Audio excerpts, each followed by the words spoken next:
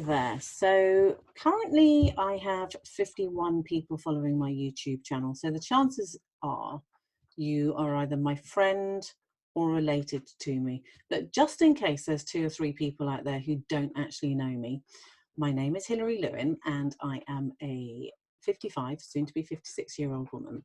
And I have a particular passion for the menopausal phase of life. I'm currently 2.5 years post-menopausal, and it was an interesting journey to get here, and it's certainly watching the people around me and belonging to quite a lot of menopausal or perimenopausal women's groups. It's certainly a time in many people's lives which is not an easy transition for the woman herself who's going through it, and it affects everyone around her, her work colleagues, her family, the people she loves. So it's something that really does need to be negotiated in a different way these days. And there are many of us out here who are trying to shine a little bit of a light on the journey. And I was just asked to do a video for a private group for another woman who has something called the Matriarch Workshop. And in doing so, I wasn't sure where to go, and I thought I'm going to pull a card. And a very good friend of mine, Bryn, gave me these cards. And although it looks back to front on my screen, I now know that it's not actually, because I did a little rehearsal earlier on. Anyhow, this is the Dark Goddess Tarot by Ellen Lorenzi Prince. But the main point is about this is Dark Goddess. And some people are going to freak out because it's a dark goddess and, you know, going to the dark side and fearful, etc. But one of the big things that I know to be the truth as we travel through this perimenopausal and into postmenopausal journey is it's a time of our lives when we have to tackle our shadow side. It's pushed in front of our faces, under our noses, and there is nothing that we can do to avoid it. Quite literally, we're all up there, well, not all of us, but so many of us are out there, you know, dark night of the soul, not sleeping, hours and hours of the night, wondering about our lives. And actually, it's a real opportunity and a time in our lives when we can get to look at what's happened to us, to take a step back and to heal what needs to be healed, leave behind us what no longer serves us, and step into this new next phase of our lives when we no longer menstruate, we no longer bleed, we're no longer fertile in the form of potential of birthing a baby. We are more than fertile when it comes to our creativity, because this is the time of our lives when our creativity becomes actually honed down, and hopefully life is becoming a little bit more about you as opposed to what you have been giving away for your whole life up until this point. So anyway, I pulled a card, and the card I pulled was the Fool. And here she is, the Sheila Nagig, which I'm sure I'm saying wrong for all our Celtic friends, but here she is. And yes, that is her holding a vulva. So I'm going to just read to you about who she is, because it's very apt. So when Sheila Nagig appears, enter into a new opportunity with trust, but not blindness. Open everything, including your eyes, maybe even your vulva. Don't see what you already know. Allow knowledge to arise in unexpected ways, like an underground stream welling up from forgotten places, like remnants of clothing from who you were before you crossed the threshold here. Who hasn't got clothing that they've had to leave behind on the other side because they maybe don't fit or aren't quite appropriate anymore.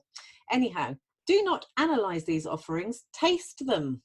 Release expectation and judgment of others, for this world owes you nothing but the everything it has already given. Return to innocence to get on with life as it is. Strike a foolish pose and smile at yourself. Rub yourself for luck. Live fresh in this moment, whether you must cry or laugh or fart. That's what it says here. Release shame. Release the judgment from others you have tuned and turned and heaped upon yourself. Let go of the labels. Everyone is flawed and strange. And so what?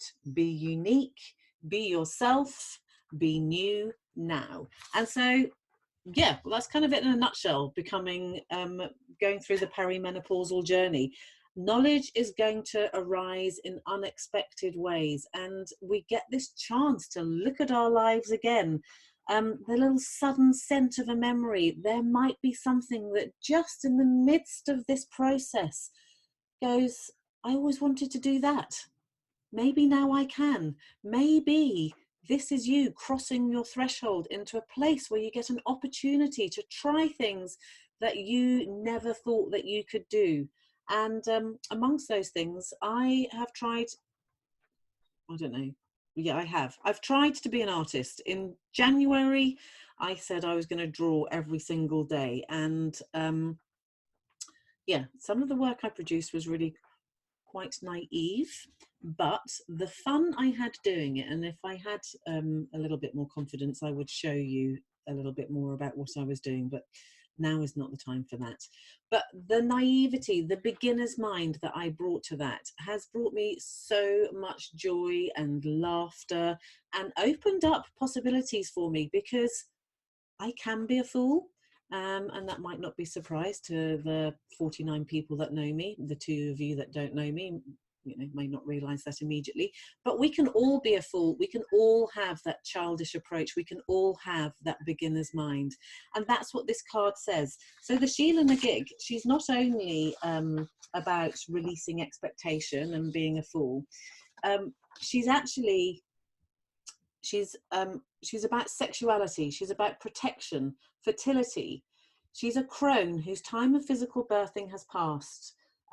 None of her figures that we see, you see her in churches, you can see her in secular buildings. She's never got the infant or the child, but she's always there with her vulva ever open.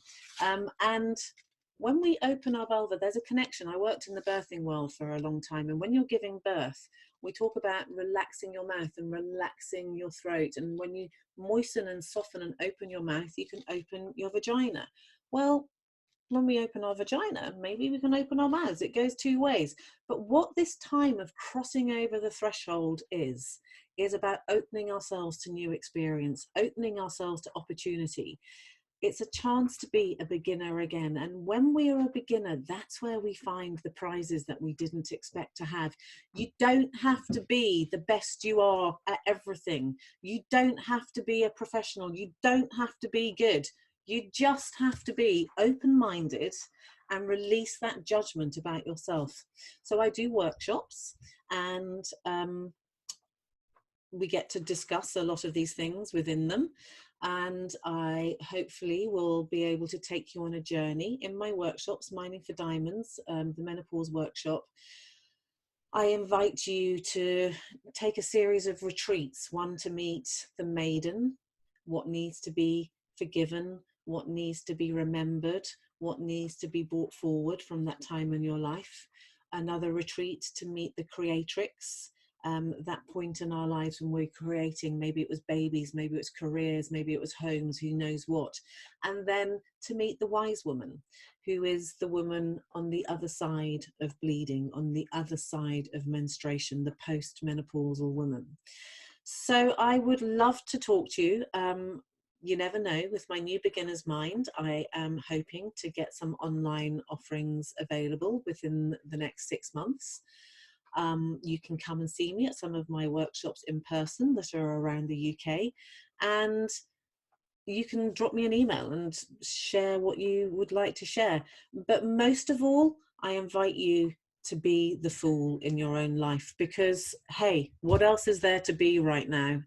The whole menopausal journey is something that can only be improved if we bring humor to it.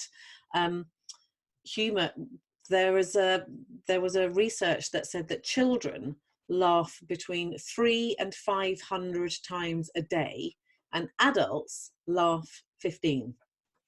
Well, that ain't enough, people. We need to bring some more joy into our lives. And even in the darkest hour, you can find something to laugh about.